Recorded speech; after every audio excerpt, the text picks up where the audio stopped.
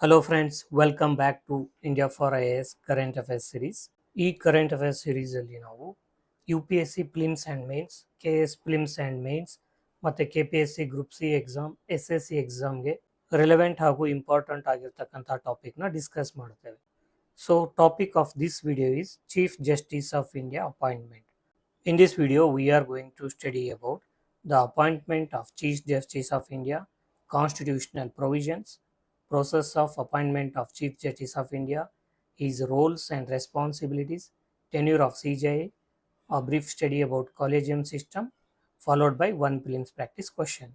The present Chief Justice of India, Chandrachud, names the Justice Sanjeev Khanna as the successor. That is, he names Justice Sanjeev Khanna as the next CJI of India, next Chief Justice of India.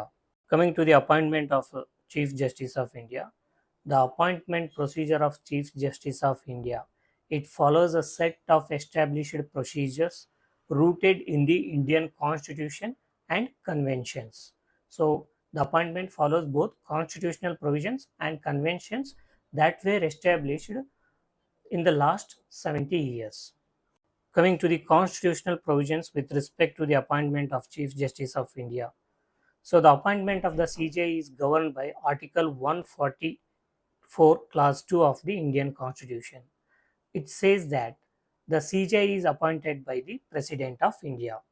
So this article, it says that the Chief Justice of India is appointed by the President of India. President of India. There are no specific guidelines mentioned in the Constitution about how the senior most judge of the Supreme Court is to be selected, but over time, conventions have been established. So there is no clear-cut mention in the constitutional provisions with respect to how the senior most judge of the Supreme Court has to be appointed or has to be selected to be appointed as the CJI of India. So, but there were conventions developed over the years. So, based on these conventions, the senior most judge of the Supreme Court is going to be selected as the next CJI. So, the appointment follows the seniority principle, that is by convention. So, it is not mentioned in the Constitution. So, it is by convention. The senior most judge of the Supreme Court is appointed as the CJI of India. This has been followed for several decades and it ensures transparency and predictability.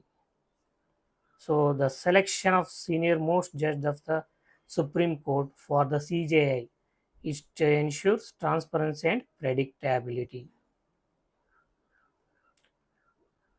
The outgoing CJI typically recommends the name of the senior most judge to the government as his or her successor. So this recommendation is being done by the outgoing CJI. The CJI who is going to retire, he is going to recommend to the government to appoint the senior most judge of the Supreme Court as the upcoming CJI. In the present case, Justice Chandrachud, he recommended the Justice Sanjay Khanna's name as the senior most supreme as the CJI of the India. Now we will look into the process of appointment of the Chief Justice of India. So coming to the consultation process, the Law Ministry initiates the process of appointment of the CJI by seeking the recommendation of the incumbent CJI, the present CJI, for the next appointment. So the process, it is being initiated by Law Ministry. So what Law Ministry does? It asks the present CJI, present sitting CJI, to recommend his successor. So then the present sitting CJI, he recommends the name of the senior most judge of the Supreme Court as the next CJI. So this recommendation is sent to the President of India for approval. President of India for approval, who appoints the new Chief Justice of India. So after that, the oath of office is being taken by the upcoming CJI, and this oath is being administered by President of India. Coming to the tenure of the Chief Justice of India. The Chief Justice of India holds the office until he attains the age of 65 years as specified in the Article 124, Clause 2 of the Indian Constitution. And there is no fixed tenure like 5 years, 6 years for the office of CJI. So the CJI will sit till he attains the age of 65 years. After he attains the age of 65 years, the outgoing CJI names the senior most judge of the Supreme Court as the next CJI. Coming to the role and responsibilities of the Chief Justice of India. So the Chief Justice of India, he heads the judiciary and the administrative functions of the Supreme Court. So whatever administrative functions of the Supreme Court are, they are done under the guidance and supervision of this Chief Justice of India. The CJI is also responsible for allocation of cases and the formation of benches in the Supreme Court. There were benches in the Supreme Court like Constitutional Bench, Division Bench. So these benches, these are constituted by the Supreme Court, and allocation of the cases to these benches is done by the Chief Justice of India. The CJI plays a crucial role in the appointment of the judges to the higher judiciary through the collegium system. So he heads the collegium system. Through this collegium system, he appoints the he has a crucial role in the appointment of the judges to the higher judiciary, that is High Court and Supreme Court. So coming to the collegium system, the CJI heads the collegium. It is a collegium system is a five-member body. Five-member body.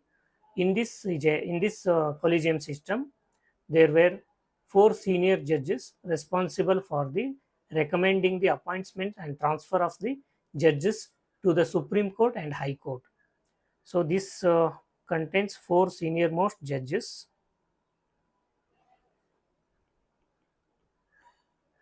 plus one CJI.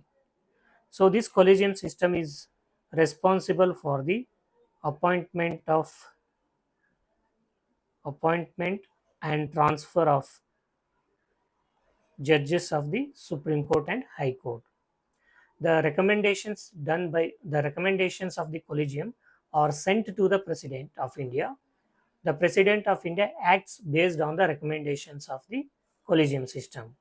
So this is all about the appointment of the Chief Justice of India, the constitutional provisions, the process of appointment, and the collegium system. Based on the topic that we have discussed so far, that is Chief Justice of India. So here we have provided one prelims practice question. The question contains three statements. Go through all the three statements and comment your answer. The answer and detailed explanation for this question is given in the PDF handout, which you can download by joining our Telegram channel. The handout also contains the detailed notes of this video.